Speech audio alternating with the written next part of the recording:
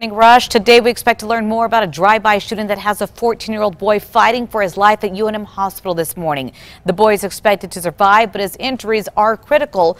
Police say they found him shot near Unser and Arenal last night. This morning, no word on a suspect or why the school bus is part of a crime scene. We'll pass along any information that we find out. Next big weather maker arrives tomorrow. We're just looking at some spotty snow showers up in northern New Mexico, southern Colorado today. Minor of any accumulation. Strong winds across the entire state. That's going to be something we get stuck with today and tomorrow, but better rain and snow chances on the way for your Friday. David? The DA plans to ask for permanent funding next year for technology helping law enforcement put away some of Bernalillo County's biggest criminals. The district attorney's new crime strategies unit focuses on tracking the behavior of people involved in crime groups and also weaves evidence together to track the worst criminals in the county. The unit is currently funded by $1.1 million over the 3 years from the state legislature. Police are asking anyone with information about a drive-by shooting in a Smith's parking lot to call Crime Stoppers. This as detectives work to identify the shooter. Police say they found 5 cars with bullet holes in the Smith's parking lot on Yale and Cole Tuesday evening. In all, 27 shots were fired. Thankfully, no one was injured. A growing list of 20 states are proposing bills that would make it easier for people to opt out of vaccinations. New Mexico is not on that list. Officials say the bills seek to broaden the reasons why parents can exempt kids from getting vaccines, even if there is not a medical need. Now, it also requires doctors to provide information on the risks of the vaccines. An educational assistant at Mark Twain, a former educational assistant at Mark Twain Elementary, is expected back in court this morning. He's been accused of killing his fiancee. Police say last month Jeremiah Lopez strangled Krishana Perez, then sexually assaulted her body. His attorneys filed a notice saying that he's claiming insanity.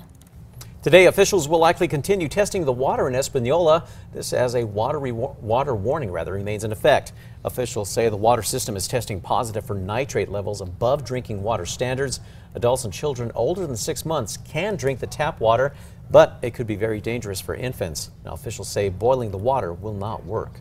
At 5:30 tonight, city lawmakers want to hear from you about a possible fix for downtown flooding. The city is set to propose a new $15 million retention pond at Broadway and Lomas to hold more water and prevent flooding. It would also be able to drain water faster. The meeting will be held in city council chambers.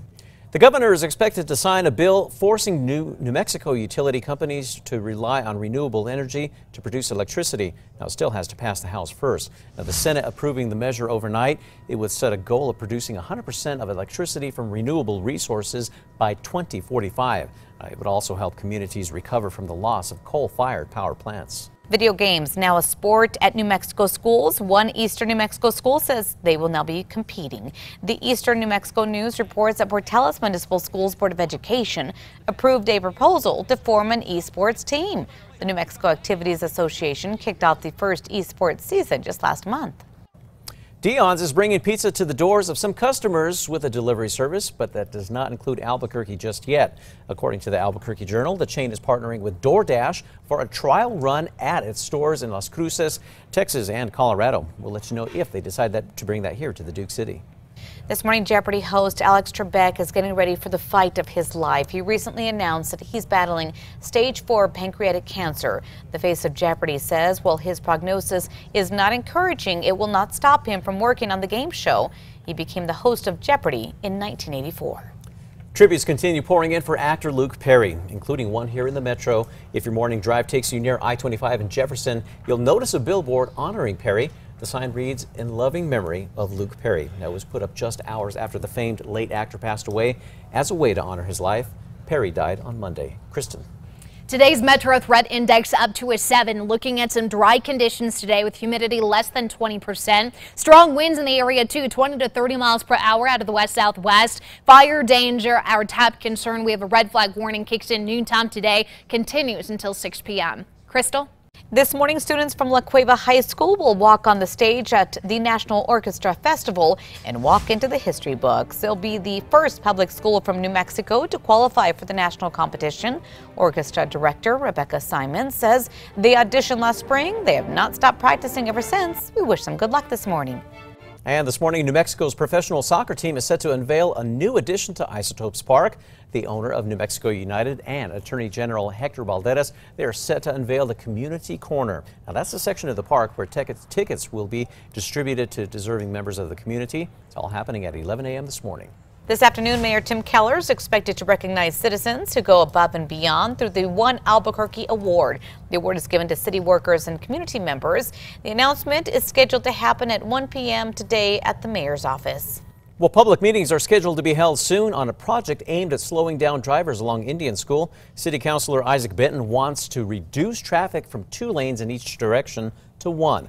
Neighbors say that reducing the lanes would only make things worse. The city estimates that the project will cost around $600,000. We'll let you know what happens. Time now for a check on that Thursday morning commute. No major crashes, outdoor incidents to talk to you about. Everything looks to be moving smoothly out on the interstates. We've got our news tracker I-40 eastbound there. Slight slowdowns, but like I said, nothing to really tie you up at the hour.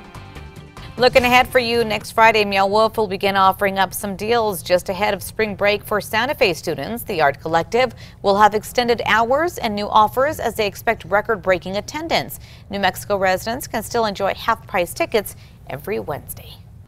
Good morning. We take you back 4 years ago on this day, March 7th. We saw the earliest last freeze in Roswell. They didn't see the freezing temperatures again until November. So it was the longest growing season they've had on record there. So pretty nice to see those early freeze temperatures. Albuquerque, we can't complain. We're pretty nice this morning. We take you now to the 5 facts. Start with number 5 here. Today you can help New Mexico kids get a brand new pair of shoes. This afternoon we're raising money for our KRQE Cares program.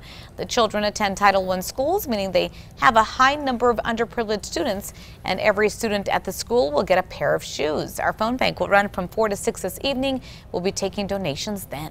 At number 4, the city will hold a public meeting looking at new plans for a new drainage pond. It's happening in downtown Albuquerque.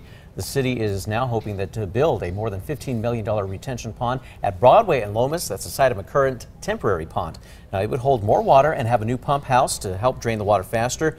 Tonight's meeting begins at 5:30 rather. It's happening in the City Council chambers. Number 3 now, Albuquerque police continue to search for the person behind the trigger, leaving a 14-year-old boy shot and recovering in the hospital this morning. The teen's expected to survive, but he still remains in critical condition. According to police, the teen was shot near Unser and Arenal last night. That was just before 7:30 p.m. Police are not releasing any other details at this time. As of right now, no one is in custody. At number 2, strong winds across most of the state today. That does include Albuquerque. 70 degrees is where we look to be at our warmest. Spot showers will be over the northern mountains today. However, tomorrow, more rain and snow. The winds continue, cooler temperatures heading into the start of the weekend. And at number 1, new technology is helping investigators and the DA's office put away some of Bernalillo County's biggest criminals. Now, the DA's new crime strategies unit focuses on tracking the behavior of people involved in known and unknown crimes. Or crime groups, rather. Now, the unit is currently funded by $1.1 million over 3 years from the state legislature. The DA plans to ask for permanent funding starting next year.